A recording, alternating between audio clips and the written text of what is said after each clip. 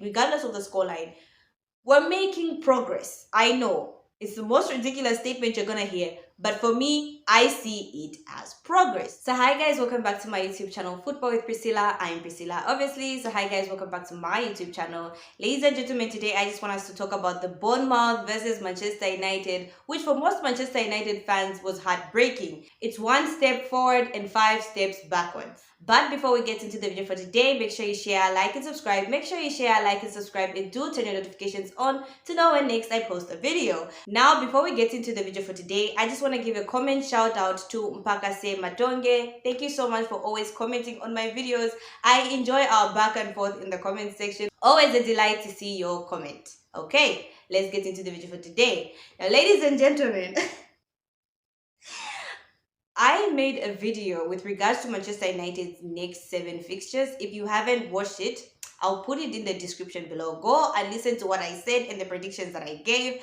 And I was so confident we were going to beat Bournemouth. So imagine how heartbreaking it was for me. Now, I know a lot of people expect me to go on a rant, like most Manchester United fans at this moment are just going on rants, saying how bad the team is, blah, blah, blah. But you know what? I have chosen the other route and I'm not going to go on a rant. I think today we're just going to have a more focused and more logical approach to the video. Now, listen. First of all, I just want to say this. Aren't we playing interesting football? Like, we are playing exciting football. I feel like it's because we're playing exciting football that even though we lose, it is not so bad. Imagine if we're playing boring football and you're losing to Bournemouth 3-0. It is horrendous. Like, this is when you're just so heartbroken and you start questioning yourself as to why you're still a Manchester United fan. But we are playing interesting and exciting football. So I just wanted to put that out there. Now, ladies and gentlemen, let's go through some points that I wrote down with regards to the game. And the first point that we are going to talk about, when we are in the final third, ladies and gentlemen, Manchester United's decision making is horrible.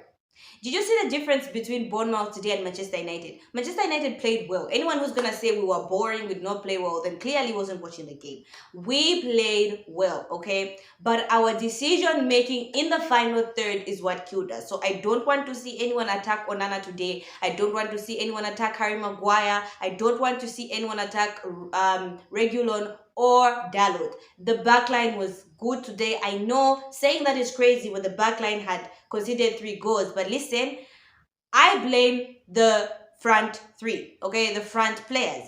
In the final third, it was just horrible to see. When Bournemouth had the ball, they were passing to each other. They knew when to attack. They knew when to pass to each other. When Manchester United had the ball in the final third, Garnacho did not want to pass the ball. Some chances were clear. Garnacho just passed the ball to Martial.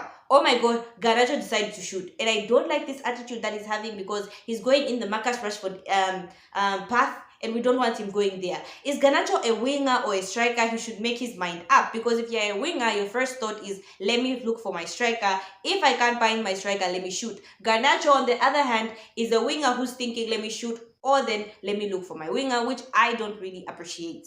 But our decision making today in the final third, oh my gosh, was so frustrating. Now, the other thing that I want us to talk about, ladies and gentlemen, with regards to the game is, as opposed to Bournemouth, Manchester United were not compact. Bournemouth was so compact defensively, and you could see where that game was headed. Like, if you truly understand football, you read the game, you could see that Bournemouth was just sucking up pressure. They were soaking all the pressure, just getting ready for us to lose the ball, and then they'll counter, and they were countering amazingly, right? With Solanke, okay? So they waited for Manchester United to lose the ball, of which we did today. We were losing the ball. We were making unnecessary passes, which caused us to lose possession of the ball on countless occasions. On the transition especially, we kept on losing the ball, and Bournemouth kept on breaking on the counter. Now, it was working when Luke Shaw and Harry Maguire were there, because at least Luke Shaw's pace was trying to combat Solanke, right? But still, they were a constant threat with that counter attack. Now, I will say this. We need to learn to defend as a team. Okay, and maybe it's because of the style of play we're playing, and maybe it's because of how we set up. But did you see how Bournemouth were? Okay, it's the work rate. They were all getting behind the ball, and they knew when to attack. right? For Manchester United, because we are losing the ball on the transition and in the final third, and then by the time we lose the ball, Scott is in front, Bruno is in front. The only one that's sitting is Sofian Amrabat, and even him, he's kind of sort of in front. So we are leaving Luke Shaw at the back. Harry Maguire, for some reason, was coming forward, right? And so there was no cover. Regulon had to come back, Dalot had to come back. McTominay doesn't even want to run back at times. Bruno Fernandes was trying here and there. So we were being outnumbered by the time the ball was coming to Manchester United's half.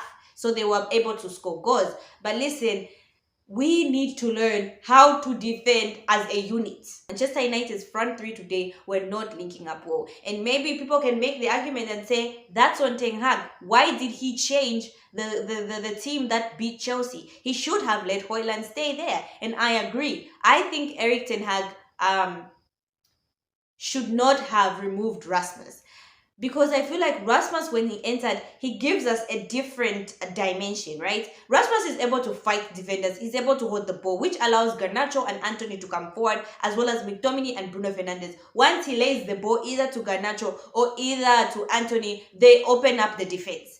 Martial, on the other hand, is not physical enough. You know, he's not going to press and run as much as Højlund would do. He's not going to fight a defender like Højlund would do, which is what we saw with Solanke. Solanke was fighting with Harry Maguire on the other side, but we didn't have someone fighting on this side for Manchester United. Martial was not going to do that. It was only until Højlund came in did we see a fight with the Manchester United striker and a defender for Bournemouth. So we really did miss out Højlund. Now with that said, let's go into the individual players who I think for me did not play well. And the first one is Luke Shaw. Now I'm a huge Luke Shaw fan. I've been talking about how Luke Shaw brings balance to the team. But today I think he was poor in his decision making. I don't know if his concentration was not with the team today, but he was being outrun.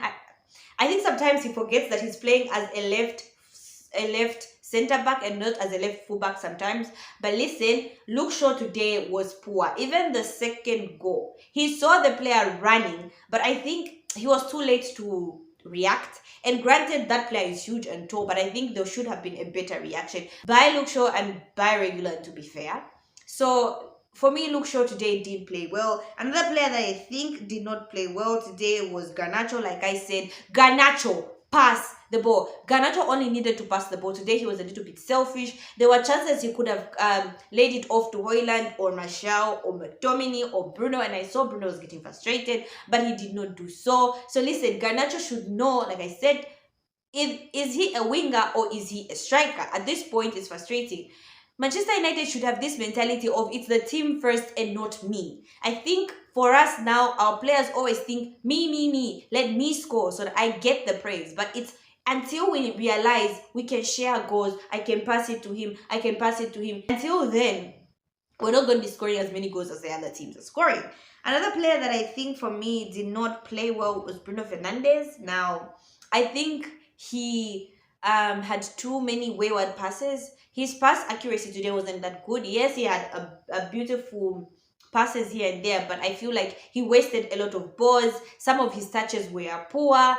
So today, Bruno Fernandes, for me, I don't think played well. I was very disappointed in his play today in terms of how he was passing the ball. Bruno is known for being a player who's able to find any player anywhere, but today he was just losing the balls anyhow. He was losing the passes anyhow. The touches were not so good like we know of Bruno Fernandes. With that said, ladies and gentlemen, I think Harry Maguire deserves a huge shout out. Okay, Harry Maguire, ladies and gentlemen, has become a different kind of beast. Like, who is this? I can't recognize this Harry Maguire. If it's that tackle that he made and the crowd was like, yeah, even me in the house was like, oh my God. He really has grown into his own. Harry Maguire is really fighting for his place, and you can see Harry Maguire is reaching in the final third. And I'm like, Harry, what are you doing here? Go back.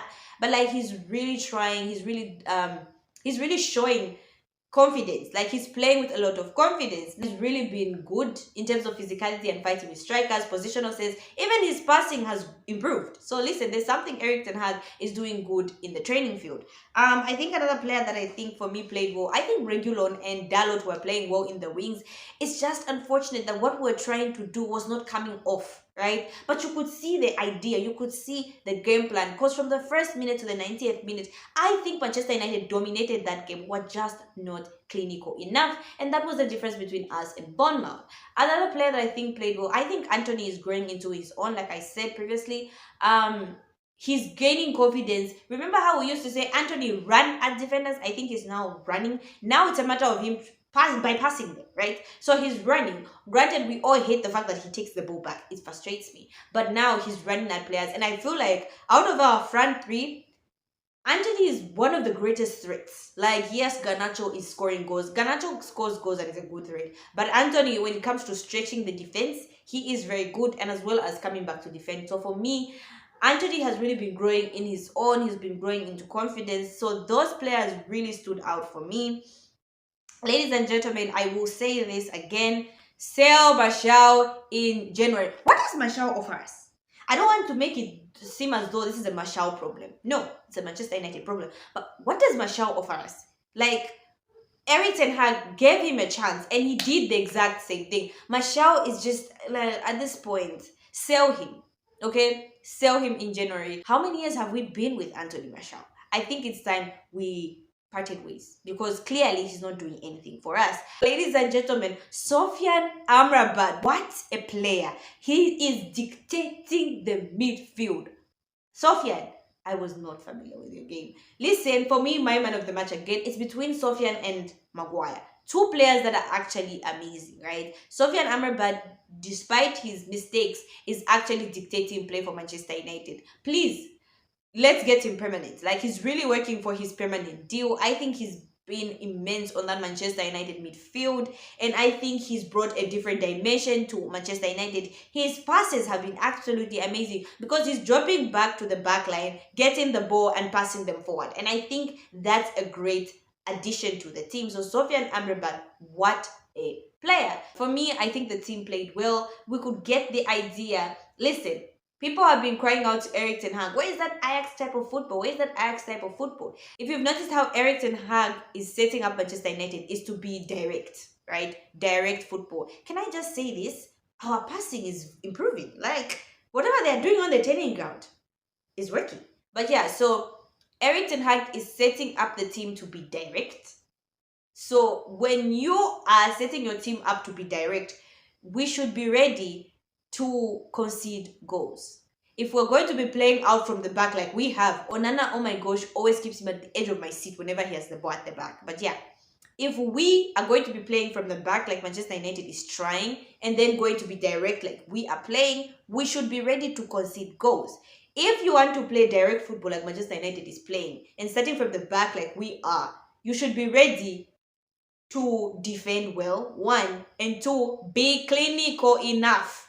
Be clinical once you go direct. Okay, you can't be going direct and not being clinical. Then it doesn't make sense. So if we're going to play direct football, we have to be clinical enough. We're creating the chances. We just need that finishing touch. So for me, I know people are like, oh my God, we've lost, blah, blah, blah, whatever.